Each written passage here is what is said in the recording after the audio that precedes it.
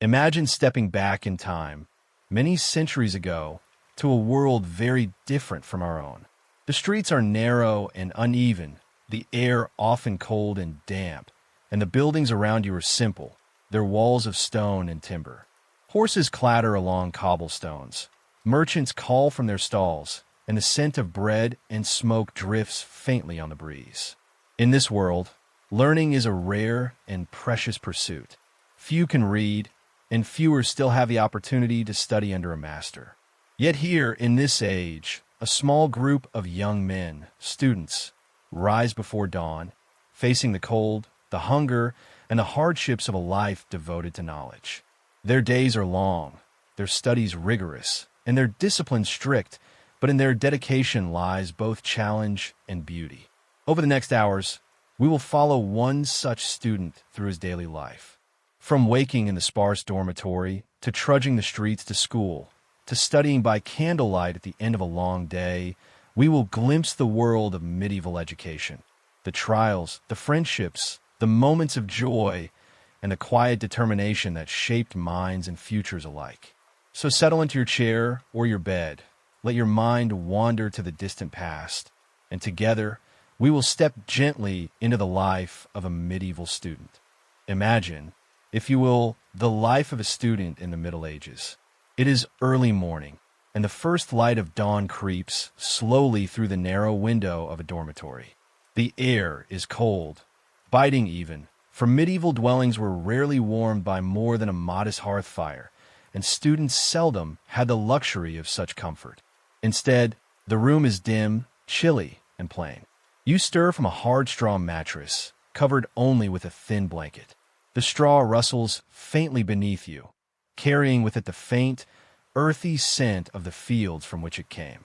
There is no softness, no comfort beyond what necessity provides. You rise stiffly, shivering as your breath forms pale clouds in the air. The sounds of the town begin to stir outside. Faint hoofbeats on the cobbled streets, the distant ringing of a bell from a nearby church tower. Inside the dormitory, the rustling of other students begins.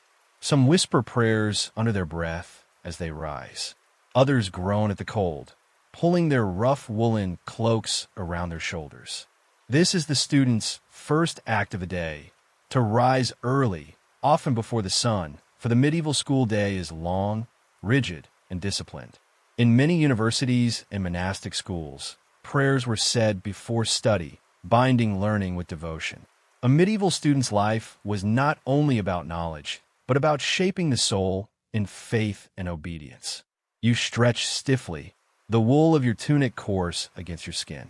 Your shoes are simple leather, well-worn, and sometimes damp from the previous day's walk. On a small wooden stool nearby rests your satchel. Inside, precious items, perhaps a wax tablet for notes, a stylus, or if you are fortunate, a piece of parchment and a quill. These are not easily come by. Parchment is costly, ink must be carefully mixed, and books are treasures, copied slowly by hand. As the dormitory fills with quiet murmurs and movement, you join the others in preparing for the day. Some students cross themselves and recite psalms. Others simply gather their few belongings.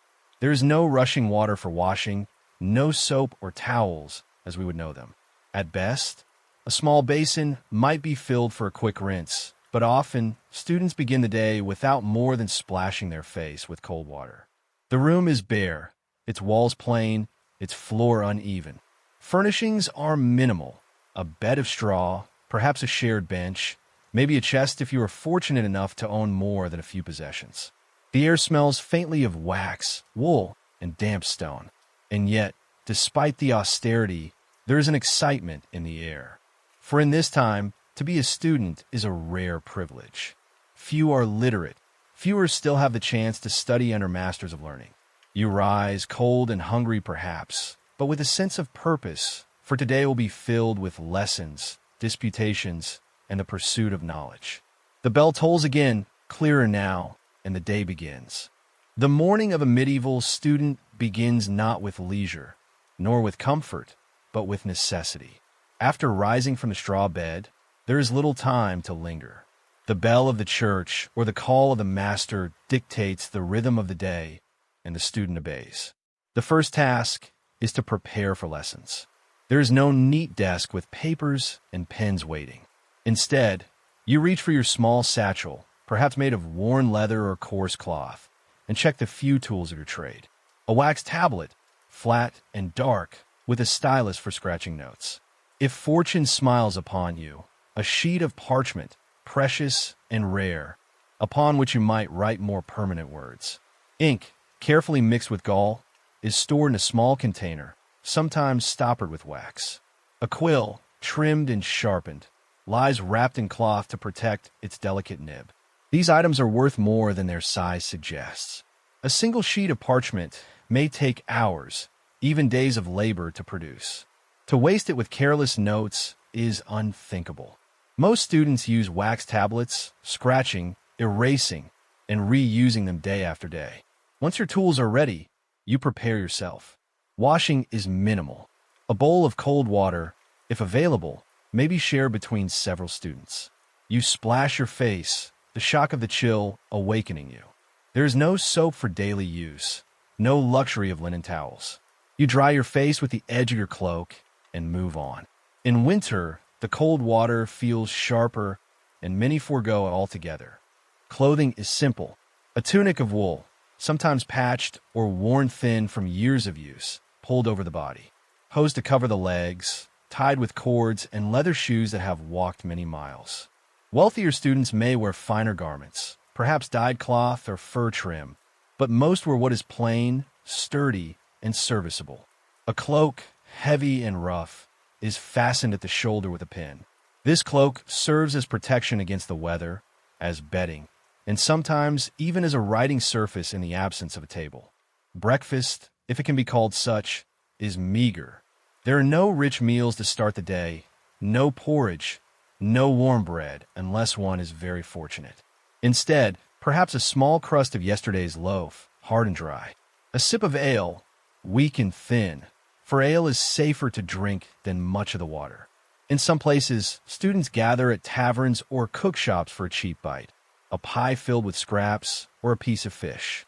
But more often, the first meal is nothing at all, and hunger is carried with you into the lessons. The sound of bells governs the student's schedule. The church bells mark the hours of prayer, but they also signal the times for study. Students gather their cloaks, their satchels, and their tools. Some walk quickly, eager to claim a place near the master. Others linger, speaking in hushed voices, joking, or complaining of the cold and the hunger. The streets beyond are waking too, vendors setting up their stalls, townsfolk beginning their day's labor. Before leaving, some students say prayers. Learning is bound tightly to devotion in this age, and many schools are run by the church. To study grammar, rhetoric, or logic is not merely intellectual work. It is a preparation of the soul. For every letter traced, every word recited, is a step toward understanding not only earthly wisdom, but divine truth. With satchel on shoulder, cloak wrapped tightly against the morning chill, you step out into the narrow streets. The morning routine is complete. Ahead lies a day of lectures, disputations, and lessons that will stretch until evening. Hunger gnaws faintly, the cold bites at your hands, but the bell calls, and you go. The streets of the medieval town are narrow, uneven, and full of life. As you step outside, the cool morning air greets you more sharply than the cold of the dormitory. The stones beneath your feet are damp from the night, and puddles gather where the cobblestones dip. A thin mist clings to the ground, softening the edges of houses and shop fronts. You are not alone. Dozens of students walk the same way, cloaks pulled tightly, satchels swinging at their sides. Some walk in silence, already thinking of the lessons ahead. Others speak in Latin phrases, practicing, for in many universities, students are required to use Latin in all academic discourse. A careless slip into the local tongue might earn a rebuke or even a fine. The sounds of the town rise around you. The clatter of hooves from a cart making its way through the narrow street. The cry of a market woman arranging her stall, calling out to early buyers. The clang of a blacksmith's hammer from a forge not far away. Townsfolk glance at you as you pass, sometimes with a mixture of respect, sometimes with annoyance. Students and townspeople have not always lived in harmony. In some cities, tensions ran high, leading to quarrels and even riots between town and gown. To be a student in this age is both a privilege and a burden. As you walk, you notice the buildings. Timber-framed houses lean toward one another, their upper stories almost touching above the narrow lanes. Signs hang from doorways, symbols rather than words, for most of the population cannot read. A loaf of bread marks the baker's shop. A painted fish hangs above the fishmonger. The air is filled with mingling scents, bread baking, meat roasting, smoke drifting from chimneys, and the less pleasant odors of refuse and waste. The streets are not clean. Students step carefully around piles of straw and dung left by animals. In some places, gutters run down the center of the street, carrying away water and waste. Yet this is the path to learning, the road to the school, and you walk it daily, growing used to its hardships. Along the way, you may pass others, clerics in long robes, merchants hurrying to their stalls, children chasing one another through the lanes. You nod to fellow students and share a word or two, but the pull of the bells quickens your pace. As you near the place of study, whether a cathedral school, a monastery, or one of the great emerging universities, the buildings grow larger, more imposing. Stone walls rise above the wooden houses. Arched doorways and narrow windows hint at the seriousness within. In Paris, Oxford, Bologna, and other centers of learning, the schools are woven tightly into the life of the city. The hum of voices grows louder as students gather, forming clusters in the courtyards, exchanging notes, or reciting lessons aloud. The journey ends at the threshold of knowledge. You pass beneath a worn stone archway, step across the threshold, and enter a world apart from the noisy streets. The air within feels quieter, though still alive with the murmur of students preparing for the day. You find your place among them, ready for the master's voice to begin the day's instruction. The journey is over, and the lessons are about to begin. You step into the classroom, and at once you notice its stark simplicity. Forget the neat desks and orderly rows we know today. Here, the room is bare, often nothing more than a stone or wooden hall. The floor may be dirt or uneven planks. Light filters in through narrow windows, sometimes so dim that students strain their eyes to see. In winter, the chill lingers, for there is no central fire, only the warmth of bodies packed together. The students sit where they can, on long benches, or sometimes on the floor, cloaks wrapped tightly around them. Writing tables are rare. Most hold their wax tablets in their laps, balancing stylus in hand, ready to scratch notes as the master speaks. A few, wealthier students might have parchment to work upon, though its cost makes every mark a weighty decision. At the front of the room stands the master. He is the center of all attention, not because of a raised platform or grand decorations, but because knowledge flows from his mouth. Books are scarce, chained in libraries or locked away in monasteries, far too precious for every student to own. So the master reads aloud, slowly and carefully, often from a single treasured volume. His voice carries the words of Aristotle, of Boethius, of Augustine. As he reads, students copy fragments onto their wax tablets. They whisper the words under their breath, repeating, memorizing, letting the rhythm of the Latin sink into their minds. Sometimes the master does not merely read, but explains, pausing to gloss difficult passages, to untangle the dense arguments of ancient writers. His commentary may be as valuable as the text itself. The lessons are not gentle. Discipline is strict. If a student misbehaves, speaks out of turn, or fails to show proper respect, the master may not hesitate to rebuke him sharply, sometimes with words, sometimes with blows. Education is a serious matter, a sacred task, and the atmosphere reflects it. Still, there is room for interaction. At times, the master will pose a question, a questio. Students respond, some nervously, others boldly. Disputation is at the heart of medieval learning. To argue well, To defend your position with logic and references is to demonstrate mastery.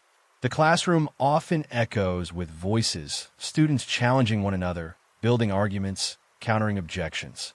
This is not idle chatter, but a rehearsal of the great debates that shape philosophy and theology. And always, the language of learning is Latin. To stumble into the local tongue is to falter. Latin binds students from England, France, Italy, and beyond into one community of scholars. Even those who arrive with little knowledge must struggle, learning by immersion, until the strange syllables become natural. Hours pass like this, reading, glossing, disputing, memorizing. There are no bells to mark short breaks, no moments to stretch idly. The master dictates the pace, and students endure. Hunger, cold, and fatigue are constant companions, but so too is the sense of purpose. For here, in these bare halls, knowledge is wrestled from the written word, drawn out through voice and memory, and carried away in the minds of students who will one day teach others. As the master closes the book with care, the lesson ends. Students breathe a little easier, shifting on their benches, stretching stiff legs. For now, they are free to gather, to discuss, to rest, or to prepare for the next round of instruction. The classroom, plain though it may be, is a crucible. Within its walls, the future is shaped, word by word, argument by argument, as generations of students pass through, carrying with them the echoes of their masters' voices. When the lessons end, the day is far from over. A medieval student carries not only books and tablets, but also the burdens of daily survival. Life outside the classroom is a mixture of fellowship, struggle, and at times, mischief. Students often live in lodgings near the schools. These rooms are small, shared, and bare of comfort. A wooden chest to hold belongings, a straw mattress, perhaps a stool, or a rough table. That is all. Cloaks serve as blankets in the cold months, and a shared fire, if one can be afforded, is a luxury. In university towns, groups of students might rent space together, cooking their meals over small hearths, their laughter and quarrels spilling out into the street at night. Food is always a concern. Many students live on the edge of poverty, their families sacrificing much to send them to study. Daily meals are simple: coarse bread, thin ale, a bit of cheese, perhaps beans, or peas boiled into a mush. Meat is rare for the poorer sort, though occasionally a tavern might offer cheap pies filled with scraps. A fish from a market, salted or dried, might supplement the diet. Hunger is a constant shadow, especially in winter. And yet, there are pleasures. Taverns and cook shops line the streets of university towns, filled with noise, music, and the smell of roasting meat. Here, students gather not only to eat, but to relax, to share stories, to argue over philosophy, or laugh at the absurdities of daily life. The tavern is a place of camaraderie, but also of temptation. Too much ale leads to rowdiness, and rowdiness to fights, sometimes with fellow students, sometimes with townsfolk. Records from medieval universities tell of frequent brawls, even riots between town and gown, sparked by a spilled drink or a careless insult. Friendship in student life is both a joy and a necessity. With families far away, students lean on one another for support. They study together, share food, lend one another cloaks or tools. Groups form by region: English students with English, French with French, Italians with Italians, each bringing their dialects, customs, and songs. In these groups, young men find a sense of belonging in the strange, challenging world of the university. But alongside friendship comes rivalry. The disputations of the classroom spill into the streets, arguments continuing late into the night. Ambitious students compete for the master's approval, for positions of honor in debates, or for opportunities to advance. Pride and ambition can fracture bonds as easily as hunger and hardship forge them. Beyond the tavern, there are other pastimes. Music is ever present, the sound of flutes, fiddles, and voices raised in song. Students sing both hymns and bawdy ballads, depending on the company. Street performers add to the atmosphere, juggling, playing, or telling tales for a coin. Festivals and feast days bring moments of joy, with processions, plays, and dancing in the squares. Yet even in leisure, the shadow of discipline remains. Masters disapprove of excessive drinking, of gambling, of idleness. Punishments for unruly behavior can be harsh. Fines, public penance, or even expulsion. Still, the life of a student is not only about books. It is about learning how to live among others, how to endure hardship, and how to find joy in fleeting moments of freedom. In these streets and taverns, in these shared rooms and noisy gatherings, students shape friendships and rivalries that will echo through their lives. They are poor, they are hungry, they are sometimes reckless, but they are also young, alive, and bound together by the strange adventure of study. The bells may call them back to lessons tomorrow, but tonight the streets belong to them. The image of a medieval student may seem romantic: books, candles, and long discussions of philosophy. But the reality is much harsher. Study in this age is a path lined with trials, and only those with endurance, patience, and sometimes sheer stubbornness manage to reach the end. The first hardship is poverty. Many students arrive with little more than the clothes on their backs and a few coins to their name. Their families, if they are not wealthy, may struggle for years to save enough to send them. Some noble-born students are supported by estates or wealthy patrons, but most live at the edge of hunger. Rent for lodgings, money for parchment, food from the market, these costs weigh heavily. To make ends meet, some students beg on the streets. Others sing songs, copy texts, or even work as servants for wealthier scholars. In university records, there are countless references to students pleading for aid, some surviving only on charity. Then comes the difficulty of the studies themselves. Books are rare, chained to desks in libraries, guarded as treasures. A single volume can cost as much as a farm, for it must be copied by hand on expensive parchment. Most students will never own one.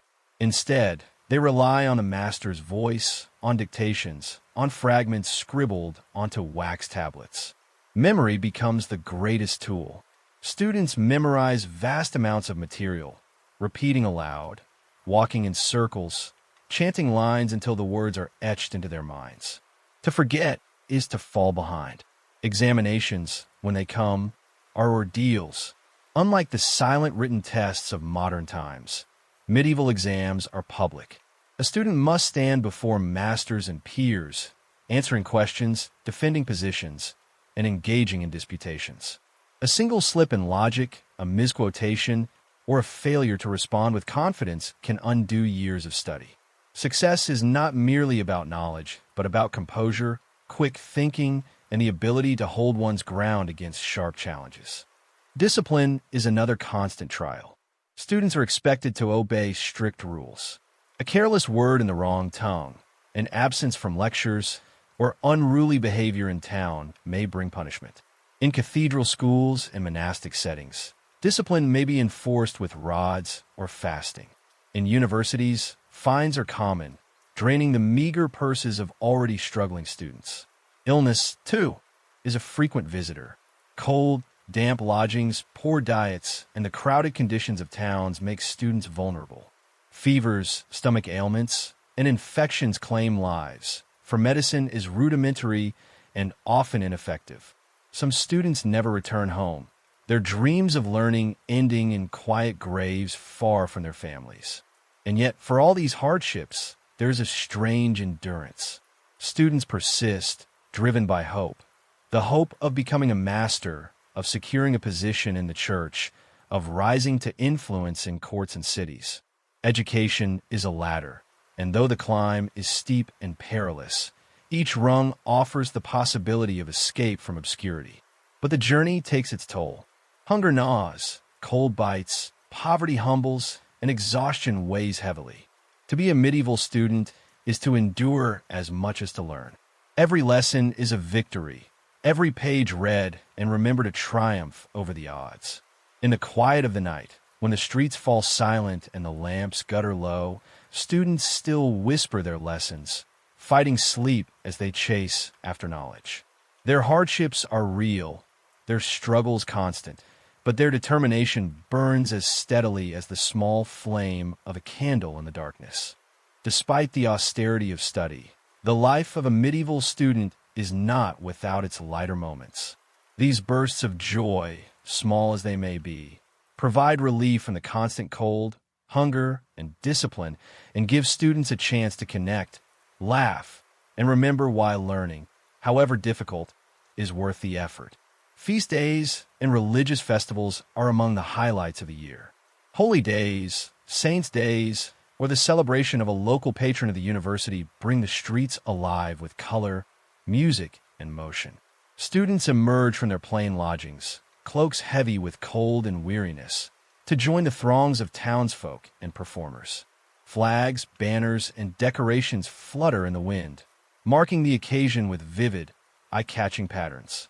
The air smells of roasting meat, fresh bread, and sweetened wine, mingling with the sense of candles and incense from the churches. In the taverns and halls, students indulge themselves with simple pleasures. Ale flows more generously than usual, and pie, fish, or roast meat becomes a rare treat. Conversations are louder, laughter freer. Students recount tales from lectures, joking about masters' eccentricities, teasing friends, or reciting verses they have memorized. Music and song are ever present. Flutes, lutes, and fiddles accompany chants, dances, and spirited debates. In some towns, students organize plays or pageants, acting out stories from history or scripture, entertaining themselves and the townsfolk alike. Games also provide joy and competition. Students play with dice, compete in foot races through the streets, or engage in mock battles with sticks and wooden swords. Some even engage in storytelling contests, crafting tales of heroism, cleverness, or humor. Though rules are loose, the enjoyment is real, and the camaraderie forged in these moments lasts long after the game's end. Sometimes, the lighter moments involve more daring or risky adventures.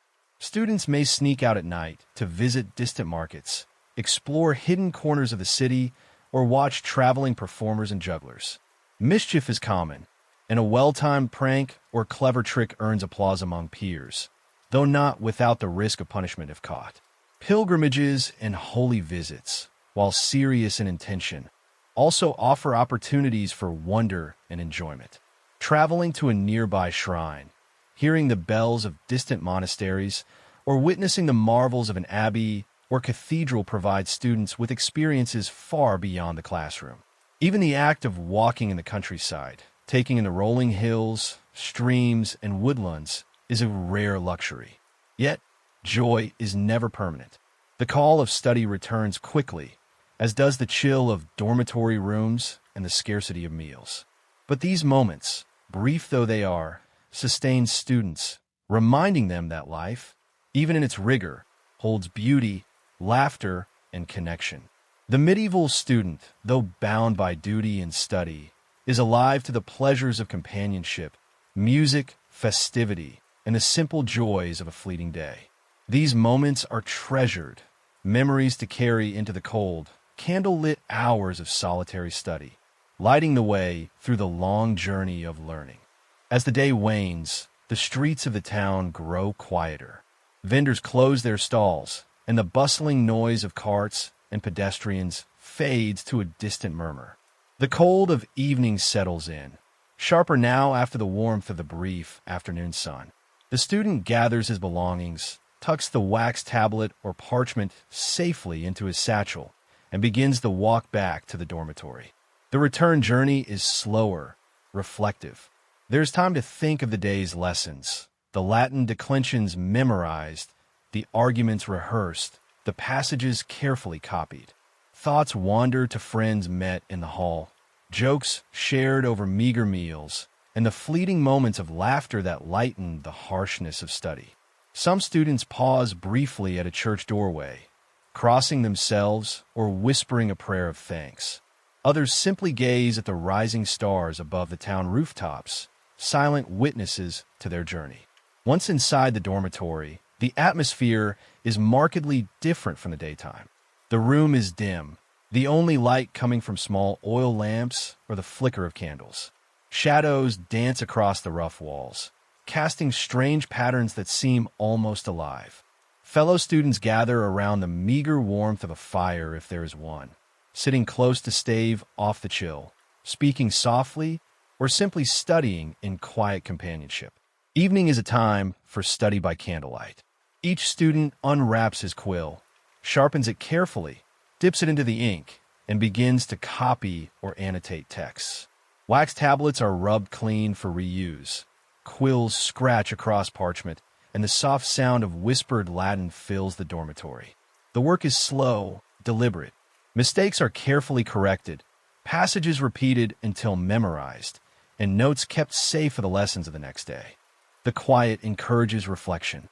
Students ponder not only the lessons of the day, but also the wider questions that animate medieval thought, faith and reason, virtue and vice, the mysteries of the natural world. Some write in private notebooks, composing prayers, poems, or philosophical musings. Others simply recite aloud, letting repetition guide memory, the cadence of Latin acting almost as a lullaby in the dim room. Conversations are subdued but meaningful. Students share advice on difficult texts, compare notes on disputations, or quietly offer encouragement. Friendships deepen in these gentle exchanges, bonds strengthened by shared struggle and mutual respect. In a time when the world is often harsh, the dormitory offers a fragile sanctuary of intellect and companionship. As the hours pass, fatigue sets in. The cold seeps deeper, candle flames gutter and dim, and the silence grows heavier. Students perform their final prayers for the day, crossing themselves and whispering intentions for family, friends, and for their own success in study. The wax tablets are cleaned one last time, quills stored, and books carefully closed or returned to their sparse shelves. Eventually, one by one, students settle onto their straw beds, wrapping their cloaks tightly around themselves. The dormitory falls silent, save for the occasional rustle of shifting straw or the faint creak of wooden floorboards. Outside, the moon casts pale light over the streets, and the town sleeps. Inside, the students' minds continue to turn over lessons, debates, and ideas as their bodies rest in preparation for the long day to come.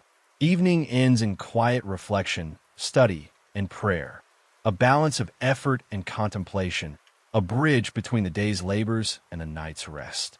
Here, the medieval student hones discipline, sharpens understanding, and nurtures the inner life that will sustain him through the challenges ahead. As the final embers of candlelight fade and the dormitory falls into deep silence, the life of the medieval student remains vivid in memory. Each day has been long, filled with the rigors of study, the discipline of masters, and the constant challenge of poverty and hardship.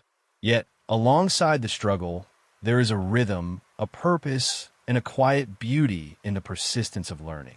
The student has risen before dawn, faced the chill of the streets, walked the uneven cobblestones to the school, and listened intently to the master's voice, absorbing lessons that will shape a lifetime. Hunger and cold have been constant companions, yet these hardships are balanced by fleeting joys, friendships forged in the dormitory, laughter in the taverns, the thrill of debate, and the solace of evening study by candlelight. Life as a medieval student is not easy. The path of learning is narrow and steep, and mistakes can be costly. Illness, punishment, and failure shadow every step. Yet these very hardships teach endurance, humility, and resilience. To memorize Latin declensions, to navigate the complexities of logic and rhetoric, to survive on meager rations while pursuing knowledge. These are not merely academic exercises, but lessons in patience, discipline, and perseverance. Despite the austerity, students are united by purpose and community. Bonds of friendship, rivalry, and shared struggle shape not only their daily lives, but their very character. Each interaction, whether a whispered tip on a difficult passage, a jest shared over thin bread, or a heated disputation, contributes to the formation of a mind and spirit capable of thought, reflection, and leadership. And there's hope, too. For many students, Education is a ladder out of obscurity. To master grammar, rhetoric, theology, or the sciences opens doors to positions in the church, courts, and cities. Some will become scholars, teachers, or clerics. Others may rise to influence, shaping laws, guiding communities, or advancing knowledge. The work is difficult, the nights long, and the roads hard, yet the promise of purpose sustains them. In reflecting on the life of a medieval student, one sees a balance of struggle and aspiration, hardship and reward. The cold dormitories, the sparse meals, the long hours of study, they're not merely discomforts, but crucibles that forge intellect, resilience, and character. The joys of companionship, music, and festivity illuminate the darkness, reminding students that even amidst labor, life is to be lived and savored. And as the students sleep, the world outside moves on. Bells toll from distant towers, merchants prepare for the next day, and the quiet town holds its breath in the stillness of night. Within the dormitory, dreams stir, dreams of wisdom yet to be gained, knowledge yet to be mastered, and the future yet to be written. The medieval student rests, weary but steadfast, ready to rise again with the dawn. In contemplating this life, we see that the challenges of study, the pursuit of understanding, and the shaping of character transcend centuries. Though the streets, foods, and tools have changed, the essence of learning, its discipline, its joy, its trials, remains timeless. The life of a medieval student is both ordinary and extraordinary. Ordinary in its hardships, extraordinary in its dedication, curiosity, and the pursuit of knowledge that continues to inspire even today. And now, as our journey through the life of a medieval student comes to a close, we pause to reflect. We have walked through cold streets, sat in austere classrooms, shared in the laughter and camaraderie of students, and felt the weight of hunger, exhaustion, and the demanding expectations of their masters. Yet we have also witnessed the joys of friendship, the thrill of debate, the small pleasures of music, games, and festivals, and the quiet moments of study by candlelight. In every hardship, there was perseverance. In every challenge, the opportunity to grow. The life of a medieval student was demanding, often harsh, but it was also rich in purpose and meaning. These young scholars endured poverty, cold, and strict discipline, all in pursuit of knowledge that would shape not only their own lives but the generations to come. As we leave this distant time behind, we carry with us a deeper understanding of the dedication, resilience, and curiosity that define the pursuit of learning, qualities that remain as vital today as they were centuries ago. And perhaps, as you drift toward sleep, you can imagine the flickering candlelight, the rustle of straw mattresses, and the quiet determination of a student long ago, devoted to a life of study, reflection, and hope.